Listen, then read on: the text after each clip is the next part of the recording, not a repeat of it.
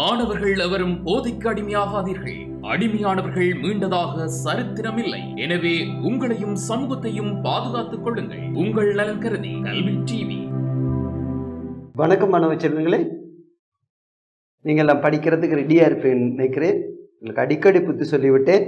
நெடுக புத்தி சொன்னால் உங்களுக்கும் சலிப்பு ஏற்பட்டுவிடும்.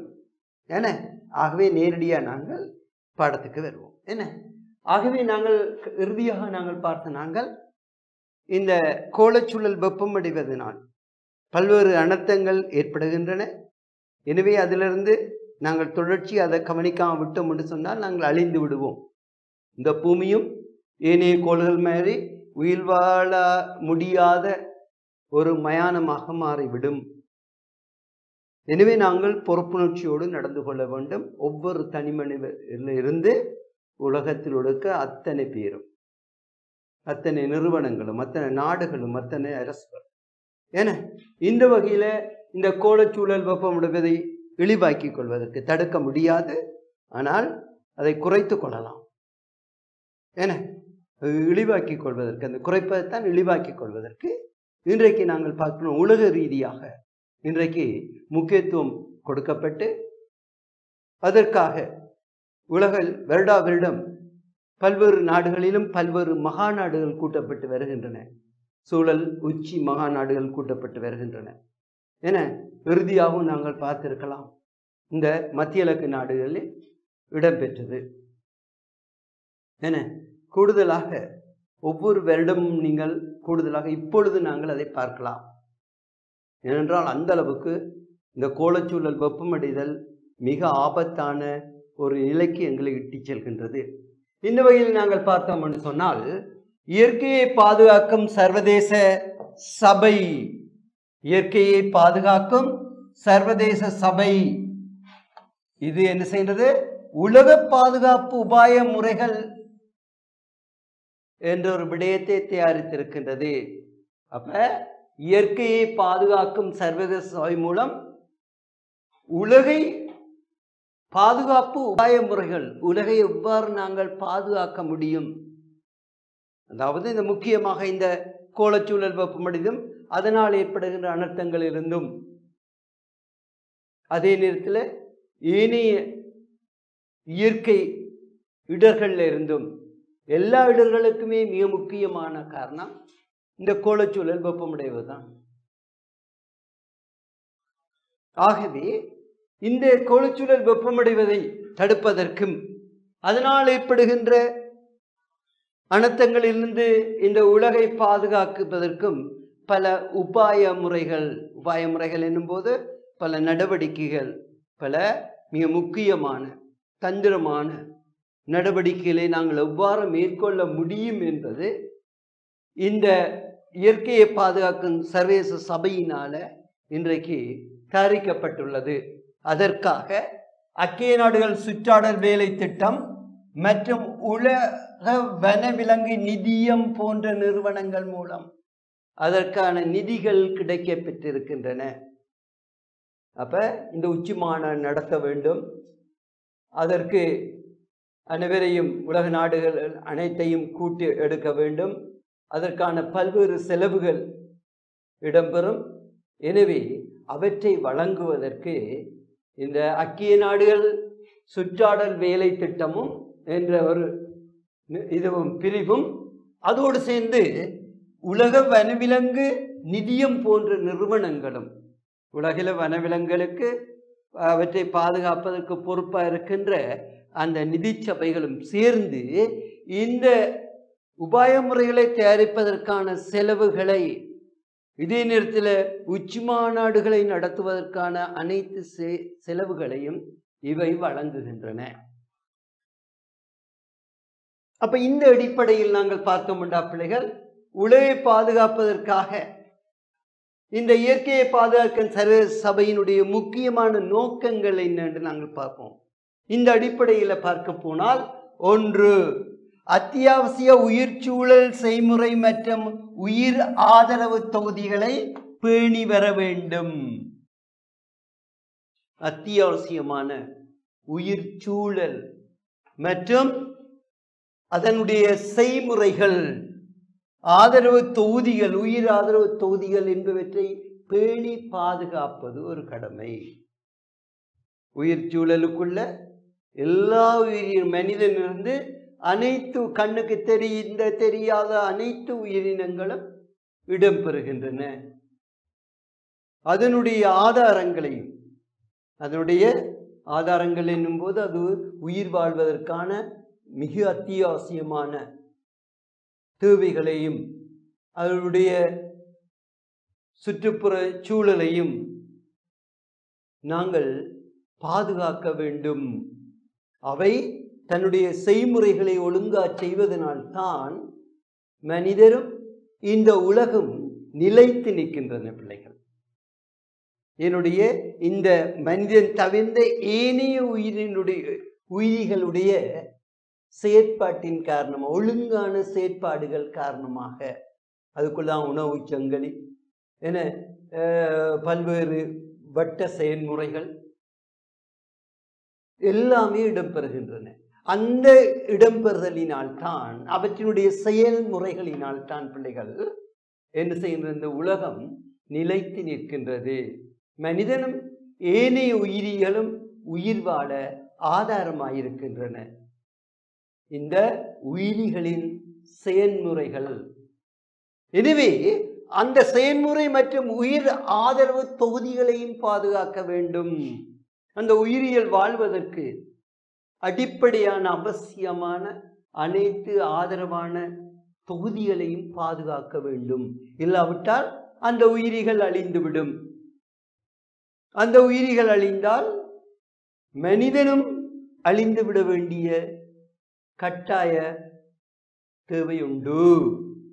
ஏனென்றால் அந்த உயிரிகளில் இருந்துதான் மனிதன் உயிர் வாழ்வதற்கும் அவன் தன்னை முன்னேற்றி செல்வதற்கும் அவசியமானவை கிடைக்கப் பெறுகின்றன. எனவே அந்த உயிரிகளையும் அந்த உயிரிகள் உயிர் வாழ்வதற்கான ஆதரவான தொகுதிகளையும் பாதுகாப்பது முக்கியமான நோக்கமாகும். யாருடைய நோக்கம்? இந்த உலகை பாதுகாக்கின்ற சர்வதேச சபையினுடைய முக்கியமான நோக்கமாகும். இப்ப விளங்குதா பிள்ளைகள்? இரண்டாவது பிள்ளைகள், மரபணு பல்வினத்தன்மைகளை பாதுகாத்தல். உங்களுக்கு தெரியும், சயின்ஸ்ல படிச்சிருப்பீங்க. என்ன மரபணு தன்மைகள்? என்ன ஒன்றிலிருந்து பரம்பரையாக அது கடத்தப்பட்டு வரும். என்ன பிறகு அது இப்ப கலப்பினங்கள் செய்யப்பட்டு அதிக விளைச்சலையோ அல்லது அதிக உற்பத்திகளையோ அதிக பயனை தரக்கூடியதாகவோ அவை மாற்று மரபணுக்களாக இன்றைக்கு கலப்பு மரபணுக்களாக இன்றைக்கு தயாரிக்கப்பட்டு வருகின்றன. எல்லாமே இந்த மனிதனுக்காக, எமக்காக. எனவே இந்த மரபணு தன்மைகளையும் பாதுகாப்பது முக்கியமான நோக்கமாக இருக்கின்றது. மூன்றாவதாக நாங்கள் பார்த்தோம் என்று சொன்னார் பிள்ளைகள், உயிர் சூழல் தொகுதிகள் விசேட தாவர விலங்கினங்களை நிலைத்திருக்க கூடிய வகையில் பயன்படுத்துவதை உறுதி செய்தல். என்ன பிள்ளைகள்? உயிர் சூழல் தொகுதிகள் விசேட தாவர விலங்கினங்களை நிலைத்திருக்க கூடிய வகையில் பயன்படுத்த வேண்டும். அப்ப எங்களுடைய மனிதன் தான் இவற்றை எல்லாம் பயன்படுத்துகின்றான். மனிதராகிய நாம் எமது அடிப்படை தேவைகளுக்கும் எமது இயல்பு வாழ்க்கைக்கும் அதே நேரத்தில் நாங்கள் முன்னேறி செல்வதற்கும் இந்த உயிர் தொகுதிகளோ அல்லது உயிரற்ற தொகுதிகளோ எமக்கு அவசியமாயிருக்கின்றன. அப்படியாயின் என்ன செய்ய வேண்டும்? இந்த உயிர்ச்சூழல் தொகுதிகள், உயிர்ச்சூழலை சுற்றி இருக்கின்ற உயிர்ச்சூழல் தொகுதிகள் என அது பல்வேறு விதமாக இருக்கின்றது.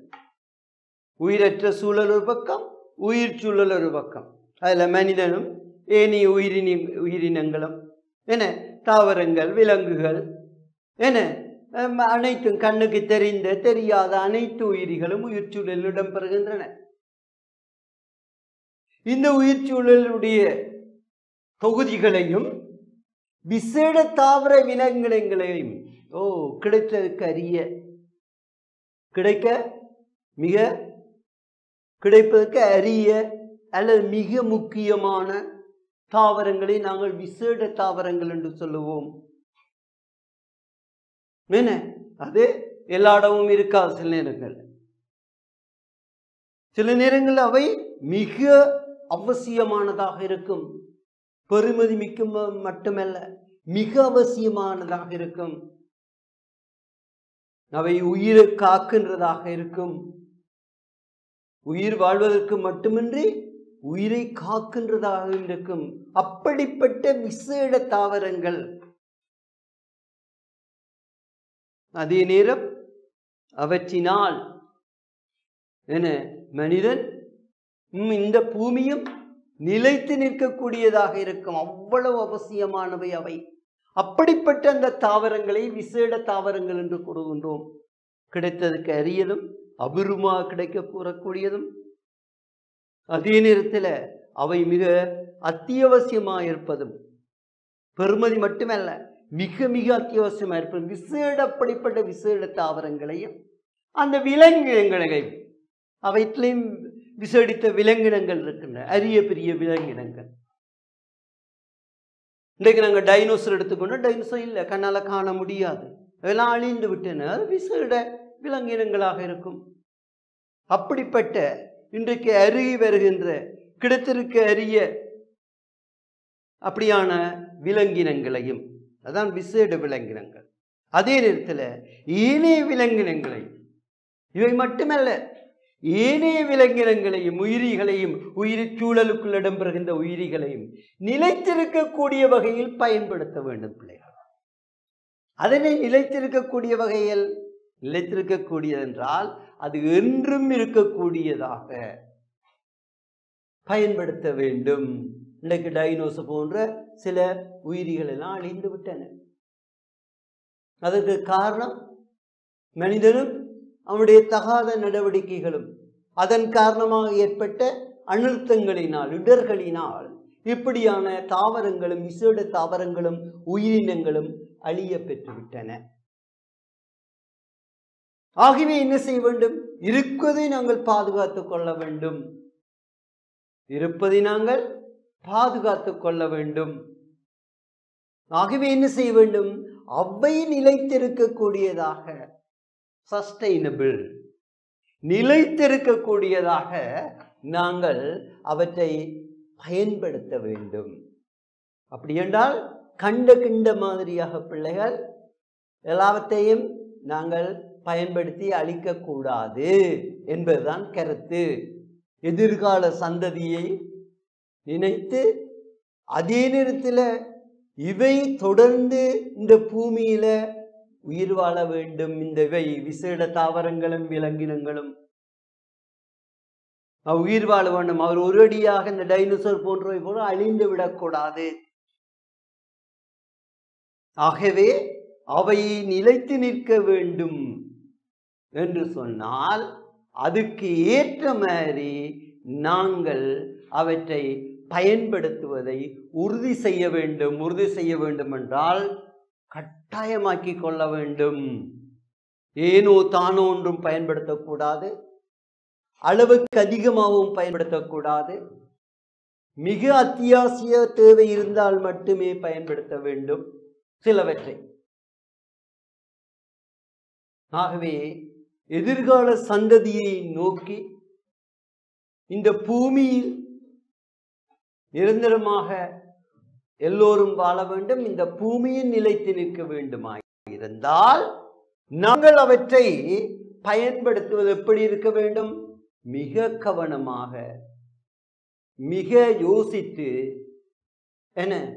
மிக பொறுப்புணர்ச்சியோடு எல்லாரும் நடந்து கொள்ள வேண்டும். இதுதான் இந்த முக்கிய நோக்கம். விளங்குதானே பிள்ளைகள்? ஏனோ தானோ உண்டோ பொறுப்புணர்ச்சியற்ற வகையிலோ நாங்கள் இந்த உயிரிகளையும் உயிரற்றவற்றையும் பயன்படுத்தக்கூடாது என்பதுதான் கருத்து. அப்படி பயன்படுத்துவதாயிருந்தால் அவை என்றும் நிலைத்திருக்க வேண்டும் இந்த பூமியில. அப்போதுதான் அது மனிதனுக்கும் மனிதனும் நிலைத்து நிற்க முடியும். அவை இல்லாவிட்டால் மனிதனாலும் நிலைத்திருக்க முடியாது. இதுதான் உண்மை பிள்ளைகள். எனவே நாங்கள் அதை பயன்படுத்தும் போது நாங்கள் அதை உறுதி செய்ய வேண்டும். என்னத்தை உறுதி செய்ய வேண்டும்?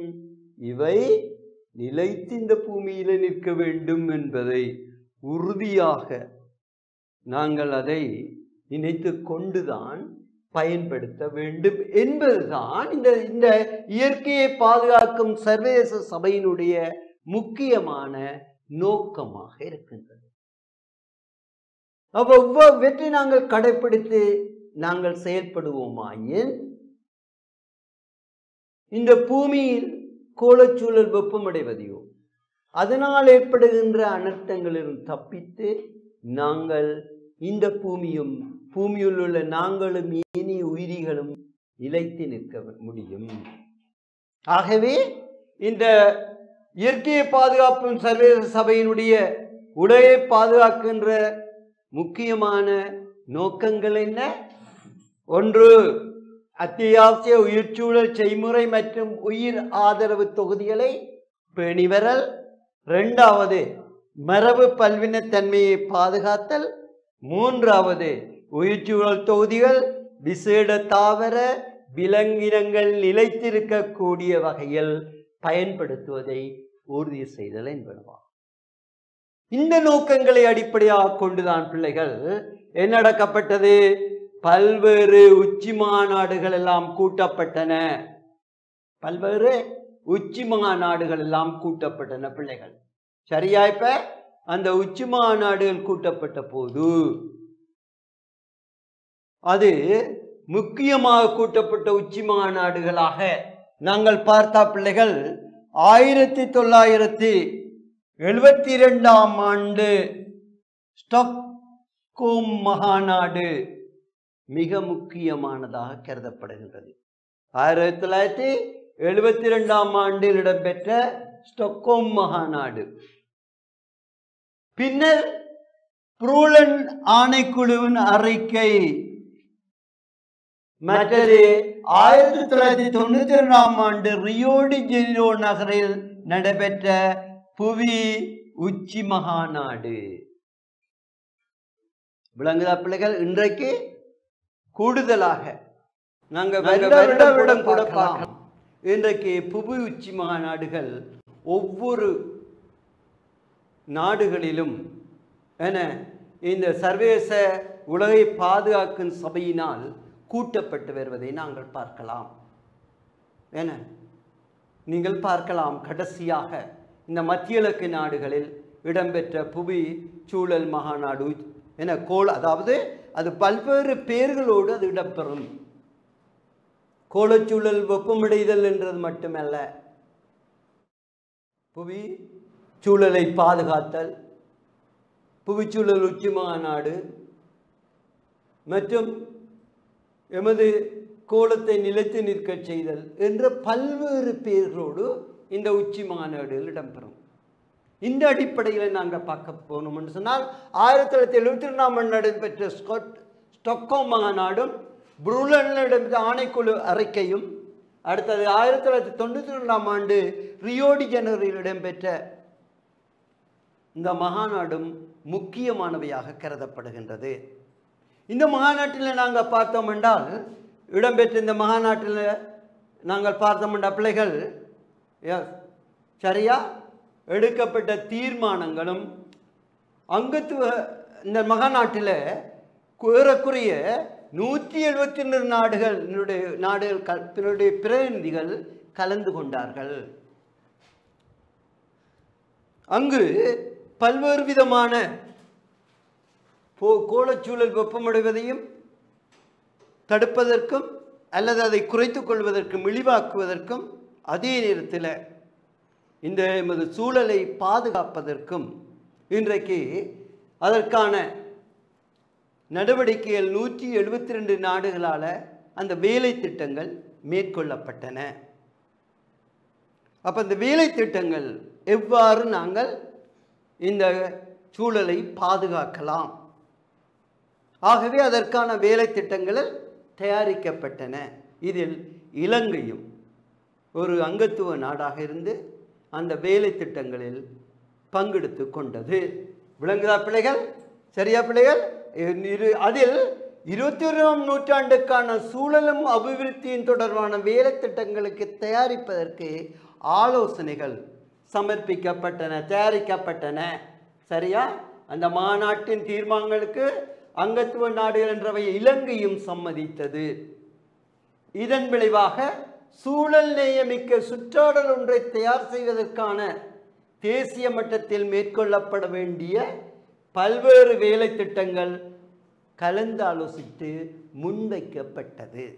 அதாவது என்ன பிள்ளைகள், நாங்கள் பார்த்தோம் என்று சொன்னால், சூழலை பாதுகாக்கின்ற, அதாவது சூழல் நேயமிக்க சுற்றாடல் ஒன்றை தயார் செய்வதற்கான தேசிய மட்டத்திலான மேற்கொள்ளப்பட வேண்டிய வேலை திட்டங்கள்.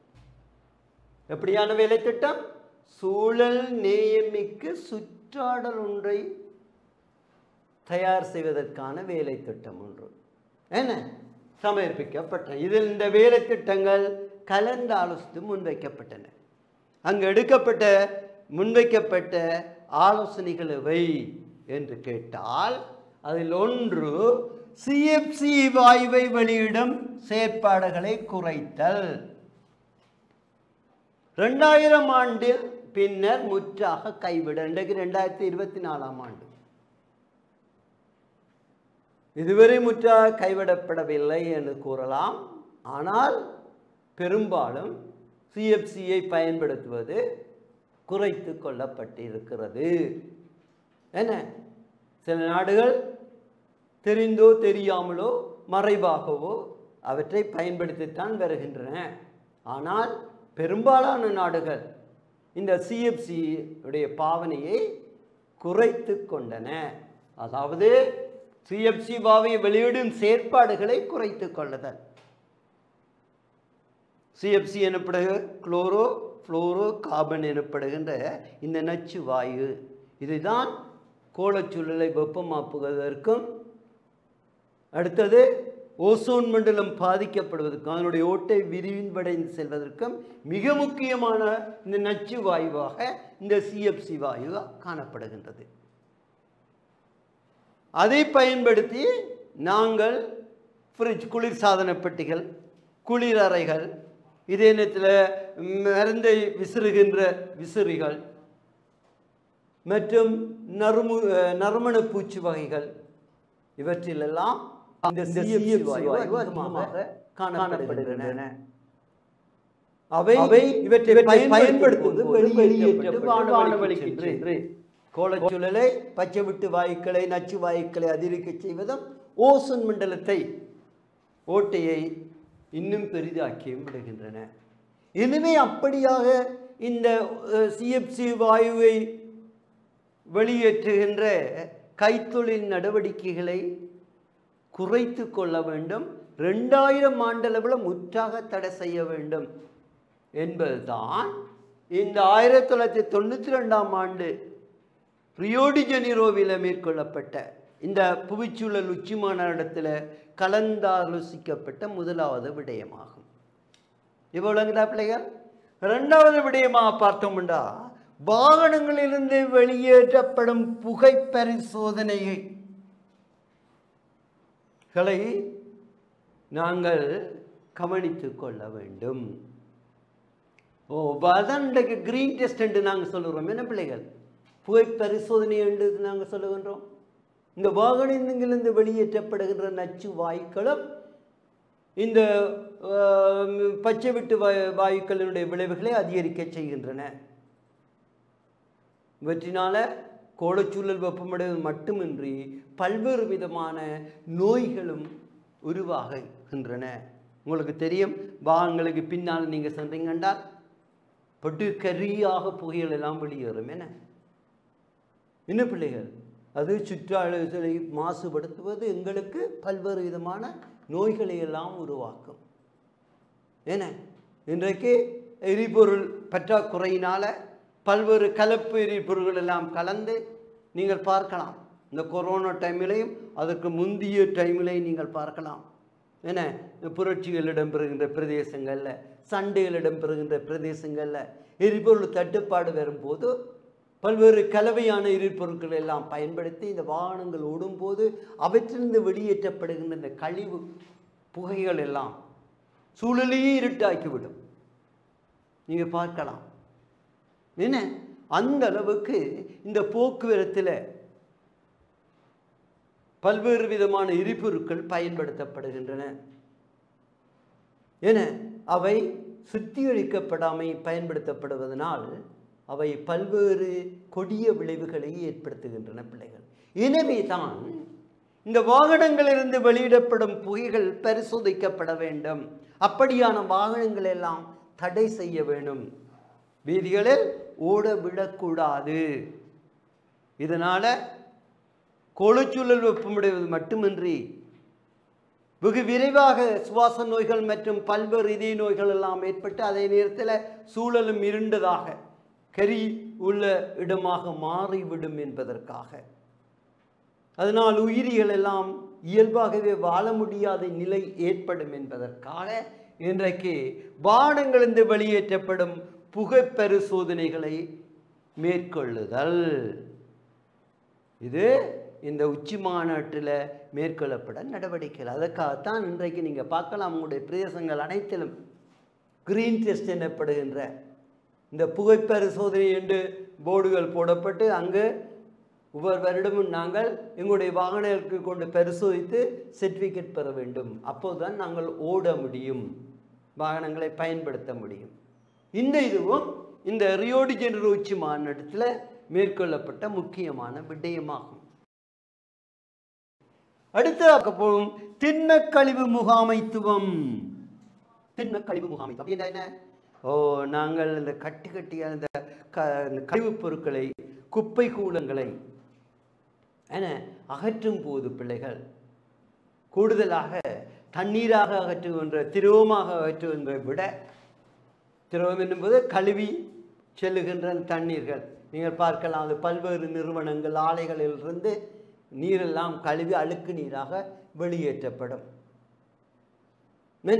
அவை அப்படியே ஒன்று கடலோடு கலந்து விடுகின்றன, ஆறு குளங்களோடு கலந்து விட நிலத்திற்குள் அப்படியே போய்விடுகின்றன. இவை போவதனாலும் சூழல் மாசடைந்து கொண்டு வருகின்றன. நீர்வாழ் உயிரினங்கள் அழிகின்றன. அது கடலாக இருக்கலாம், ஆறுகளாக இருக்கலாம், குளமாக இருக்கலாம், குட்டைகளாக இருக்கலாம். அங்கு இருக்கின்ற உயிரினங்கள் அனைத்தும் அழிந்துவிடும். அதே நேரத்தில் நிலத்திற்குள்ள ஊறும் போது நீங்கள் பார்க்கலாம், குடிநீர், நிலநீர் மாசடையும், நிலம் மாசடையும். நச்சு ரசாயன பதார்த்தங்களால், கழிவு நீர்களினால் நிலம் மாசடையும். நிலத்தில் தாவரங்கள் எல்லாம் வளர முடியாத அளவுக்கு நிலம் மாசடைந்து விடும். அதே நேரத்தில் குடிக்கின்ற நீர் மாசடையும். நீங்கள் பார்க்கலாம், இந்த யாழ்ப்பாணத்தில் சுண்ணா பிரதேசத்துக்குள்ள நீங்கள் பார்க்கலாம், புகார்கள் வந்தன. என்ன, கடந்த பல வருடங்களாக என்னென்று அங்கே நிலத்து கீழே இந்த எரிபொருள் கசிவுகள், பெட்ரோலியம் கலந்ததினால் பெட்ரோலிய டேங்குகள் முழுக்க நிலத்தை கீழே வைத்திருக்கிறார்கள். அதிலிருந்து கசிந்து வெளியேற்றப்பட்ட இந்த பெட்ரோலிய எரிபொருட்கள் எல்லாம் குடிநீரோடு அந்த சுண்ணா பிரதேசத்தை கலந்து அது நச்சுத்தன்மையை ஏற்படுத்தி நின்று பெரிய போராட்டங்கள் எல்லாம் இடம்பெற்றன. அப்படியாக உலகின் பல்வேறு பிரதேசங்கள், பல்வேறு நாடுகளிலும் எப்படியான கழிவுப் பொருட்கள் வெளியேற்றப்படும். இந்த வகையில் திண்ம கழிவுப் பொருட்கள் என்னும்போது கட்டித்தன்மையான கழிவுப் பொருட்கள், கூடுதலாக திரவத்தை விட ஏனைய கட்டித்தன்மையான கழிவுப் பொருட்கள், குப்பை கூலங்கள், அதுக்குள்ள எத்தனையோ விதமான குப்பை கூலங்கள் எல்லாம் அகற்றப்படுகின்றன. இன்றைக்கு மிக பயங்கரமாக இருப்பது இந்த கட்டித்தன்மையான குப்பை கூலங்களுக்குள்ள நச்சு ரசாயன திண்ம கழிவுகள் அகற்றப்படுதல். அதில் கூடுதலாக நீங்கள் பார்க்கலாம், இந்த நச்சு ரசாயனத்தை வெளியேற்றுகின்ற பல்வேறு விதமான குப்பை கூலங்கள் அகற்றப்படும் போது அது பல்வேறு சூழல் மாசடைதலை ஏற்படுத்துகின்றன. நிலம் மாசடைகிறது.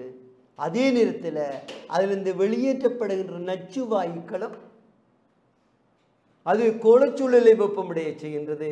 அதே நேரத்தில் அதிலிருந்து வெளியேறுகின்ற நச்சு பதார்த்தங்கள் சூழலை மாசடைய செய்கின்றன, உயிரிகளை அழிய செய்கின்றன, மனிதனையும் பல்வேறு கொடிய நோய்களுக்கு உட்படுத்தி மனிதரும் உயிரிழக்க வேண்டிய நிலையெல்லாம் ஏற்படுகின்றது.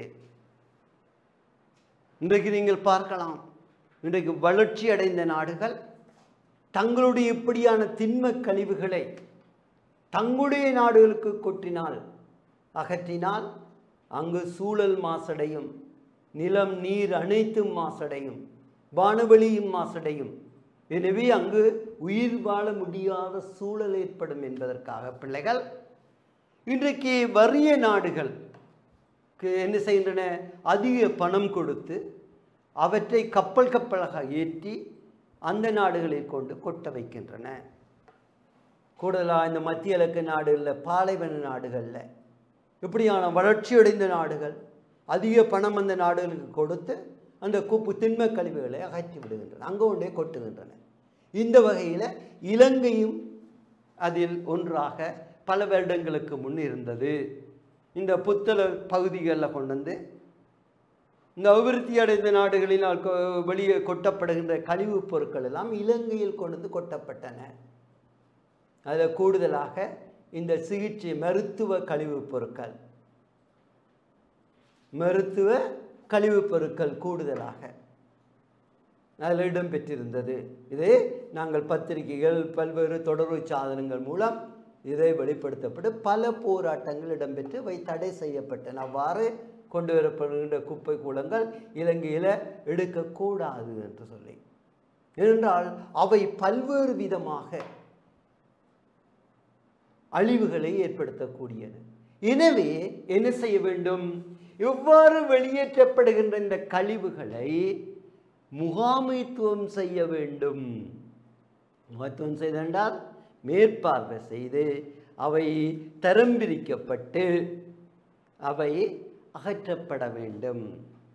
முகாமைத்துவம் செய்ய வேண்டும் என்றால் தரம் பிரிக்க வேண்டும் பிள்ளைகள். இன்றைக்கு அதான் இன்றைக்கு எங்களுடைய பிரதேசங்களை நீங்கள் பார்க்கலாம். உங்களோட பாடசாலைகள் எல்லாம் வைக்கப்பட்ட நீலப்பெட்டி, சிவப்பு பெட்டி, மஞ்சள் பெட்டி என்று சொல்லி ஒவ்வொரு குப்பையும் இந்தந்த இதுக்குள்ள இதில் பிளாஸ்டிக் பொருட்களை போடுங்கோ, இதை கண்ணாடி பொருட்களை போடுங்கோ, இது தகர பொருட்களை போடுங்கோ, இது இலவையில் உக்கக்கூடிய பொருட்களை போடுங்கோ என்று சொல்லி பல்வேறு தரம் பிரிக்கப்பட்டு தான் அந்த கழிவுகள் அகற்றப்பட வேண்டும்.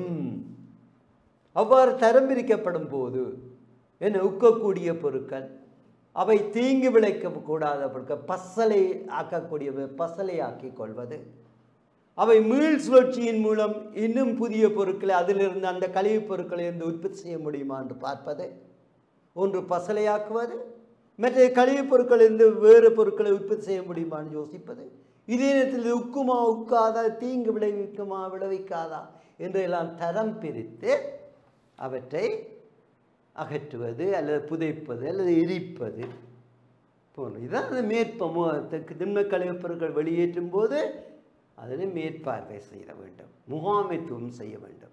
இன்றைக்கு உங்கள் எல்லோருக்கும் எங்கள் எல்லோருக்கும் என்ன ஒவ்வொரு நகர சபை, மாநகர சபை, பிரதேச சபை, கிராம சபை, உள்ளூராட்சி மன்றங்கள் இன்றைக்கு குப்பைகள் அகற்றும் போது தரம் பிரித்து தாங்கோடு கேட்கிறது என்ன விளங்குத பிள்ளைகள். அப்போ இதுவும் ஒன்றாக இருந்தது. அடுத்தது உயிர் சோட்டு கார்பன் பயன்பாட்டை குறைத்தல். என்ன உயிர் சோற்றுடைய கார்பன் பயன்பாடு, எரிபொருட்களை நாங்கள் பயன்படுத்தும் போது அதிலிருந்து வெளியேறுகின்ற கார்பன் பயன்பாட்டை குறைத்தல் பிள்ளைகள். என்ன அடுத்தது சிறப்பாக தாவர விலங்குகளை பாதுகாப்பதன் மூலம் பல்லினத்தன்மைகளை பாதுகாத்தல்.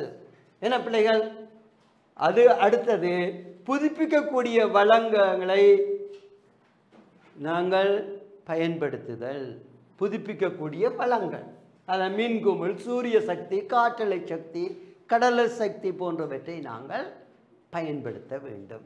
அதான் புதுப்பிக்கக்கூடிய வளங்கள், மீண்டும் மீண்டும் எடுக்கெடுக்க குறையாத வளங்கள். என்ன அடுத்தது பார்க்கலாம், காட்டு செய்கை, மரநடுகை செய்கை போன்றவற்றை என்ன நாங்கள் மேற்கொள்ள வேண்டும். காடாக்கங்களை நாங்கள் மேற்கொள்ள வேண்டும். சரியா பிள்ளைகள்? என்ன ரைட். இன்றைக்கு முடிப்போம் என்று பார்த்தோம் பிள்ளைகள். அது இன்னும் கொஞ்சம் இருக்கின்றது. இந்த காலை மாற்றங்கள் பற்றிய அரசாங்கத்தினுடையினால குழுக்கள் IPPC அவை என்றால் என்ன, அவற்றுடைய முக்கியமான நோக்கங்கள் என்பதை நாங்கள் பார்க்க வேண்டும். எனவே டைம் இத்தோடு முடிக்கப்படுவதனால் என்ன இந்த பாடம் இத்தோடு நான் முடித்துக் கொள்கின்றேன். அடுத்த வகுப்பிலையும் இதனை தொடர்ந்து சொல்லுவேன். சரியா? அதோடு இந்த பாடம் முடியும் என்று கூறி உங்களிடம் விடைபெறும் ஆசிரியர்னால் வணக்கம் பிள்ளைகள். நன்றி. கவனமாக படிக்கப்படும். கல்வி டிவியில் புத்தம்புது நிகழ்ச்சிகளை உடனுக்குடன் பார்த்து மகிழ எமது Facebook மற்றும் YouTube பக்கத்தை லைக் செய்யுங்கள்.